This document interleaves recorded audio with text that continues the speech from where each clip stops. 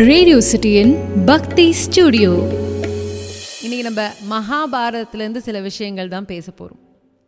பஞ்ச பாண்டவர்களில் பீமனுக்கும் இடும்பிக்கும் பிறந்தவன் தான் கடோத்கஜன். கடோத்கஜனுக்கும் கம்கன்கடவிற்கும் பிறந்தவன் தான் பார்பாரிகா. மகனுக்கு தாயே பயிற்சி கொடுத்து சிறந்த வீரனாக தயார் பண்ணியிருக்கா. சிவபெருமான் பார்பாரிகாவிற்கு 3 அம்புகளை பரிசாக கொடுத்துருந்தாராம். முதல் அம்பு தான் அழிக்க நினைக்கக்கூடிய இலக்குகளை குறியிட்டு அது போய் விடுமா. 2வது அம்பு அப்படிங்கிறது தான் காப்பாற்ற நினைக்கும் இலக்கை குறியிட்டு ஒருக்கி காப்பாற்றி விடுமா. 3வது அம்பு அழிக்க குறியிட்ட இலக்குகளை எல்லாம் அழிச்சிடுமா. 3 அம்புகளும் தத்தம் பணிகளை செஞ்சுட்டு திரும்பி வந்துடும். இது தவிர அக்னி பகவான் உலகையும் வெல்லக்கூடிய வில் ஒன்றையும் பார்பாரிகாவுக்கு பரிசாக கொடுத்துருந்தாராம். இதன் காரணமாக பார்பாரிகா ரொம்ப பலம் பொருந்தியவனாக விளங்கியிருக்கான். பாண்டவர்களுக்கும் கௌரவர்களுக்கும் இடையே யுத்தம் துவங்க இருந்ததை தெரிஞ்சுக்கிட்ட பார்பாரிகா போரை காண ரொம்ப ஆவலாக இருந்தானாம். கடோத்கஜனுக்கும் கம்கடவுக்கும் பிறந்தவன் தான் பார்பாரிகான்னு பேசினோம் இல்லையா. இந்த பார்பாரிகாவுக்கு பஞ்ச பாண்டவர்களுக்கும் கௌரவர்களுக்கும் நடக்கக்கூடிய அந்த போரை பார்க்கணுங்கிற ரொம்ப ஒரு ஆவல் இருந்தது. போர் ஆரம்பிக்க போகுதுன்னு தெரிஞ்ச உடனே அதை எப்படியாவது போய் பார்க்கணுன்னு ஒரு ஆசை. தாயிடம் ஆசி பெற்று தன்னுடைய நீல குதிரை மேலே ஏறி புறப்படுறதுக்கு முன்னாடி போரில் பலவீனமாக இருக்கிறவங்க பக்கம் சேர்ந்து அவங்கள வெற்றி பெற செய்வேன்னு தாய்கிட்ட சூளுரைக்கிறான். பார்பாரிகாவினுடைய திறமை அறிந்திருந்த கண்ணன் அவனை நேரில் காண விரும்பி ஒரு வயதான வேடம் தரித்து அவனை பார்க்கறதுக்காக போகிறாராம். வழியிலேயே அவனை பார்த்து தடுத்து நிறுத்துறார். ஒரு வயோதிகர் தன்னை நிறுத்துறதை பார்த்து பார்பாரிகாவும் குதிரையை விட்டு இறங்கினானாம். என்ன வயோதிகரே, ஏன் வழி மறிக்கிறீங்கன்னு கேட்குறான் பார்பாரிகா.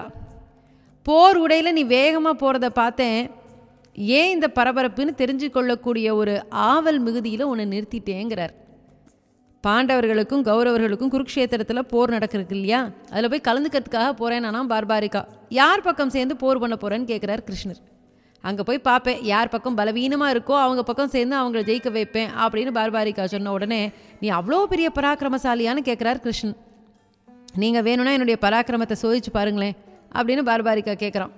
இதோ இந்த அரச மரத்தில் இருக்கக்கூடிய இலைகளை ஒரே அம்பால் உன்னால் கோர்க்க முடிந்தால் உன்னை பராக்கிரமசாலின்னு நான் ஒப்புத்துக்கிறேன்னாரான் கிருஷ்ணர். அவர் எவ்வளோ பெரிய கில்லாடி. அப்போது கிருஷ்ணர் பார்பரனை தடுத்து கேட்குறார், எங்கே போகிற பார்பாரிகா அப்படின்னு சொல்லிட்டு. இந்த மாதிரி நான் குருஷேத்திர போர் நடக்க போகிறது இல்லையா, அங்கே போய் பார்க்க போகிறேன். சரி, யாருக்கு நீ சப்போர்ட் பண்ண போகிற அப்படின்னா, யார் ரொம்ப வீக்காக இருக்காங்களோ அவங்களுக்கு நான் சப்போர்ட் பண்ண போகிறேன். அப்போ நீ அவ்வளோ பெரிய பலசாலியா அப்படின்னா, என் பலத்தை வேணால் நீ சோதிச்சு பார்க்குறியா அப்படின்னு கேட்ட உடனே கிருஷ்ணர் ரொம்ப ரொம்ப புத்திசாலி இல்லையா, அவர் எவ்வளோ பெரிய ஒரு பகவான் ஆச்சே. அவர் என்ன சொல்கிறார் அப்படின்னா, சரி நான் ஒரு விஷயம் உன்கிட்ட கேட்குறேன், அதை நீ செஞ்சுட்டா நீ பெரிய பராக்கிரமசாலின்னு ஒத்துக்கிறேன். ஒரே அம்பால் உன்னால் அரச மரத்தில் இருக்கக்கூடிய இலைகளை எல்லாம் ஒன்றாக கோர்க்க முடிஞ்சது அப்படின்னா உன்னை பராக்கிரமசாலின்னு நான் ஒத்துக்கிறேங்கிறார் கிருஷ்ணன். மரத்தினுடைய ஒரு இலையை மட்டும் பிடுங்கி பார்பரிகாவுக்கு தெரியாமல் தன்னுடைய காலடியில் போட்டுக்கிட்டாராம். இதோ ஒரு நடியில் பண்ணிடுறேன்னு ஒரு மந்திரத்தை உச்சரித்து அம்பை எய்திடுறான் பார்பரிகா. அம்பு மரத்தில் இருந்த இலைகளை கோர்த்து கொண்டு கடைசியாக கிருஷ்ணனினுடைய பாதத்தை நோக்கி பாய்ந்ததாம். இது என்ன விபரீதம், அம்பு என்னுடைய பாதத்தை துளைக்க முற்படுதே அப்படிங்கிறாராம் கிருஷ்ணர். வயோதிகரே, உன்னுடைய காலடியில் ஒரு இலை இருக்குன்னு நினைக்கிறேன், உடனே பாதத்தை எடுத்துருங்க அப்படிங்கிறார் பார்பரிகா. கிருஷ்ணர் பாதத்தை எடுத்த உடனே பார்பரிகாவினுடைய அம்பாரா துணியிலிருந்து புறப்பட்ட அம்பு ஒன்று எல்லா இலைகளையும் ஒன்றாக கோர்த்ததாம். அவனுடைய பராக்கிரமத்தை உணர்ந்து கொண்ட கிருஷ்ணர் பாண்டவர்களை ஒழித்து வைத்தாலும் இவனுடைய அம்பு தேடி கண்டுபிடித்து கொன்று விடுங்கிறத தெரிஞ்சுக்கிட்டார். உன்னிடம் எனக்கு ஒரு யாசகம் வேணுமேங்கிறார் கிருஷ்ணன். எதுவானாலும் தயங்காமல் கேளுங்க, நீங்கள் வயசானவர் இல்லையா, நான் கண்டிப்பாக தரேங்கிறான் பார்பரிகா.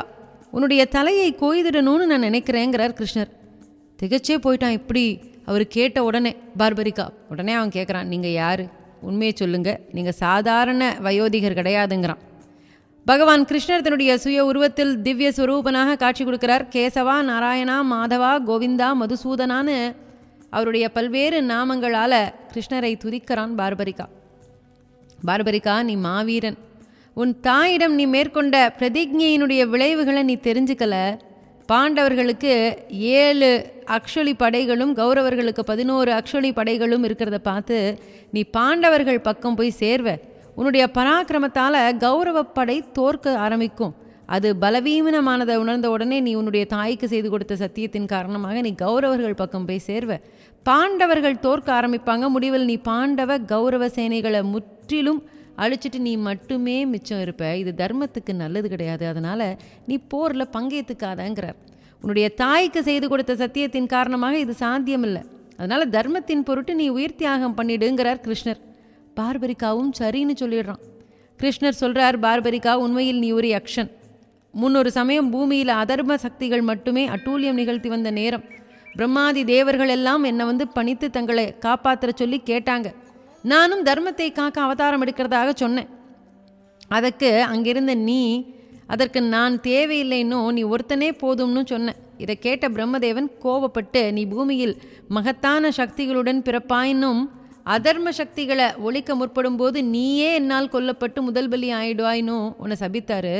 அதன் காரணமாகவே இன்றைக்கி உனக்கு இந்த நிலை ஏற்பட்டிருக்கு.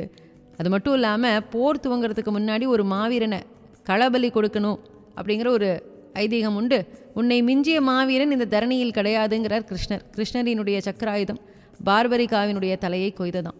திருப்தியடைந்த பார்பரிகா, கிருஷ்ணா, நான் போரினை காண மட்டும் ரொம்ப ஆவலாக இருக்கிறேங்கிறார். பார்பரிகாவினுடைய தலையை போர் பூமியில் பார்த்து நின்ற ஒரு குன்றின் மேலே கொண்டு வைக்கிறார் கிருஷ்ணர். போர் நடந்து முடிஞ்ச உடனே பாண்டவர்களுக்குள்ள ஒரு வாக்குவாதம். தங்களில் யார் பராக்கிரமத்தால் போரில் ஜெயிச்சோம் அப்படிங்கிறது தான் அது. கிருஷ்ணர்கிட்ட கிருஷ்ணா, எங்களில் யார் பராக்கிரமத்தால் இந்த போரில் வென்றோம்னு சொல்லுங்கிறார். எனக்கு எப்படி தெரியும்? நான் அர்ஜுனனுடைய ரதத்தை ஓட்டிக்கிட்டு அவன் சொன்னபடியெல்லாம் போயிட்டு இருந்தேன். போதாக்குறைக்கு எதிரிகளினுடைய அம்புகளை வேற என்னுடைய உடம்பை துளைக்கும் போது அந்த வழியில் வேற அவஸ்தைப்பட்டுட்டு இருந்தேன்.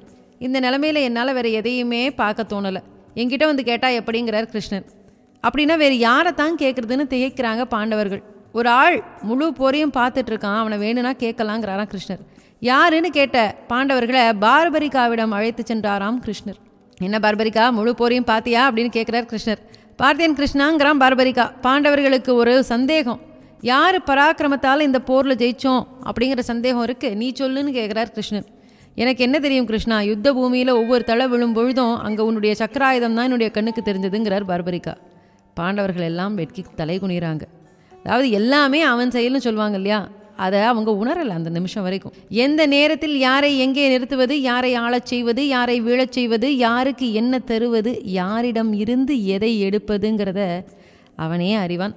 அவனன்றி ஒரு அணுவும் அசையாதுன்னு சொல்லுவாங்க இல்லையா. அவன் படைத்த உலகம், அவனே காப்பான். நம்ம செய்ய வேண்டியது என்ன? ஸ்ரீஹரி எங்கிருக்கிறானோ, ஸ்ரீஹரிக்கு பிரியமானவர்கள் எங்கிருக்கிறார்களோ, ஸ்ரீஹரிக்கு பிரீத்தியான காரியங்களை யார் செய்கிறார்களோ அந்த பக்கம் நின்றுக்கிறது தான் புத்திசாலித்தனம். ரேடியோ சிட்டியின் பக்தி ஸ்டுடியோ.